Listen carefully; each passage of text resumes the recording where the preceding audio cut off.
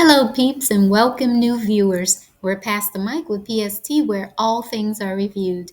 It's your girl Paprika, and today's review is the second installment in the diatribe against Duchess Meghan. In this video, I'll show the difference in the way the media treats Duchess Kate as opposed to the way it treats Duchess Meghan in the same setting or circumstance. And you tell me, did the couple have a valid reason or not for getting out of Dodge? First up, we see Duchess Kate is praised for updating to a more casual and comfy style from the drab royalty wear. Yet the press was silent and didn't berate her for it. On the other hand, in a similar manner, Duchess Meghan, photographed in her signature chic, comfy style that she's always been known for, was blasted and criticized. Why the different reception? And why did Kate get a pass? During pregnancy, as a way to ease her pregnancy related sufferings, Duchess Kate was given avocado by Prince William, to which the press thought was sweet and smart. Contrasted to Duchess Meghan's pregnancy and her fondness for avocado toast, the press coverage linked it to water shortages and illegal deforestation. What a complete about face and utter nonsense. Duchess Kate decided not to spend Christmas Day with the Queen. The media said, and I quote, "Her Majesty understands Kate's desire to spend time with her family." Ah, how truly sweet.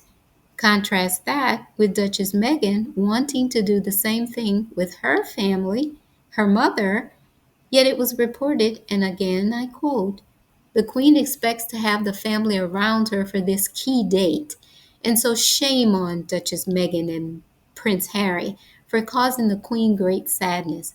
Does this mean that Meghan's family is not to be given the same compassion and understanding? Those are just a few examples, but the list of examples goes on and on. And because of such, Harry once called out the press for their treatment of Meghan.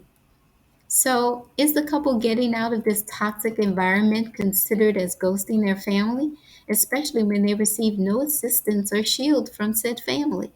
Or was it simply a man not wanting history to repeat itself and end in the tragedy which led to his walking behind his mother's casket at a very young age?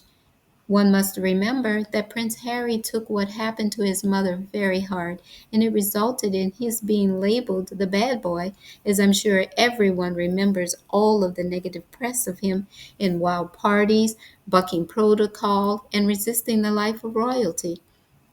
For years, Prince Harry played the third wheel to his brother William and his wife Kate, and everyone appeared to be happy with the status quo of William being the golden child and Harry the ticking time bomb. Harry has spoken on a number of occasions how the death of his mother took a toll on his mental health, and it took some time for him to come to terms with it. He began to show signs that he was the son who was more like his mother, fighting causes and connecting with the people on a personal level, which was and is clearly evident in his creation of the Invictus Games and the very successful tour he and Meghan completed shortly after their wedding. To me, it appears, just like with Diana, the palace believed a serious line was crossed. What line, you may ask? Well, when Diana first went out to meet the people in her new role as princess, her popularity with the people far exceeded Prince Charles. And Charles, already irritated that he wasn't allowed to marry his true love Camilla, had to then suffer the fact that his wife was the people's choice. And allegedly, it's a big no no. You do not usurp the attention or the popularity of the next in line for the throne. Diana, in her own words, spoke of how incredibly hard her life was with Prince Charles and the lack of support from her new family. So much so that she had to get out of Dodge as well. And in the midst of it all, she instilled in her two boys the importance of living your life, supporting each other, and being happy with your choice. Prince Harry seems to have taken his mother's lesson to heart. That being said, nowhere in the press did I see support from Prince William for his brother. Excuse me. Yet, I did see how Prince Harry rallied around Williams when he married a commoner, and how he wholeheartedly accepted Kate to the point that she was extremely close to Harry, which only begs the question in my mind, why didn't Kate offer Harry the same support? Say what you will, but Meghan calmed Harry down even more and helped him along in his journey to being the man he is today. So, if your loved one needs your support, nothing should deter you from lending the necessary, and in this case, much needed support. In one of their first interviews that I watched, where all four, Prince William, Duchess Kate, Prince Harry, and Duchess Meghan, were on stage, they were labeled the Fabulous Four. And thus the royal family was given a makeover and a boost into being more relative. But alas, once Harry and Duchess Meghan went on tour and received rave review and their popularity with the people soared, the tides began to change.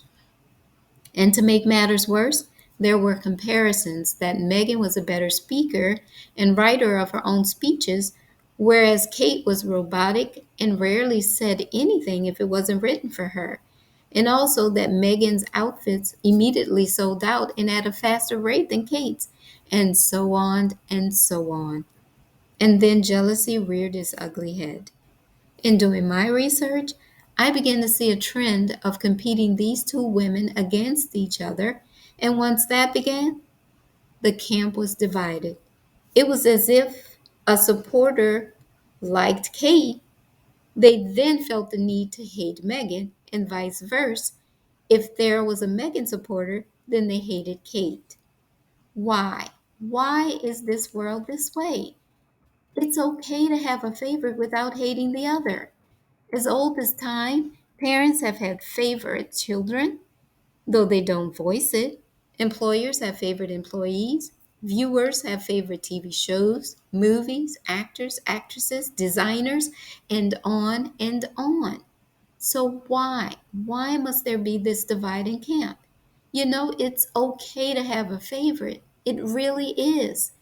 However, it becomes unhealthy and detrimental when it is to the exclusivity of any and all others, and failing to recognize that others have good qualities or may be better at something than your favorite. It pains me that the royal family didn't do something to assist this couple so that they would feel comfortable, safe, loved, and remain within the fold. And it also pains me that so many people, the public, chooses to put blinders on to the treatment that this couple clearly received day after day, which resulted in their need to flee. You know, place yourself in their shoes. If you are constantly called out for every little thing, you can't courtesy properly. You're touching your pregnancy bump too much. Your pregnancy bump is fake.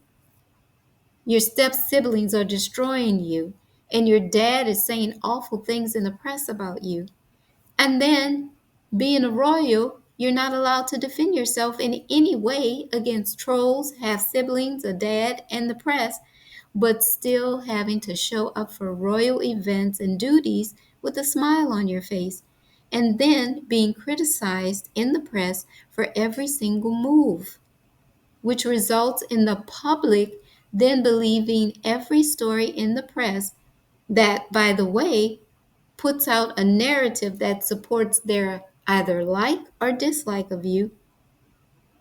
I ask you, could you withstand it all? The psyche is only able to handle so much, and especially without having an outlet. That is why I continue to say I don't understand the hate. How can you write off someone without having spoken to them, without having spent time with them personally? I just don't get it. Well, peeps, that's my review. What do you think about the evidence presented? Did Meghan have a chance? Should she have stayed and toughened it out? Was she and Prince Harry right to move away? Should the palace have come to their aid? And should Prince William and Duchess Kate supported them vocally? Let me know your thoughts in the comments below. Stay tuned for the third and final installment. Please give this video a thumbs up, and if you're new to this channel, please hit that subscribe button and turn on your post notifications. Until next time, it's Paprika signing off.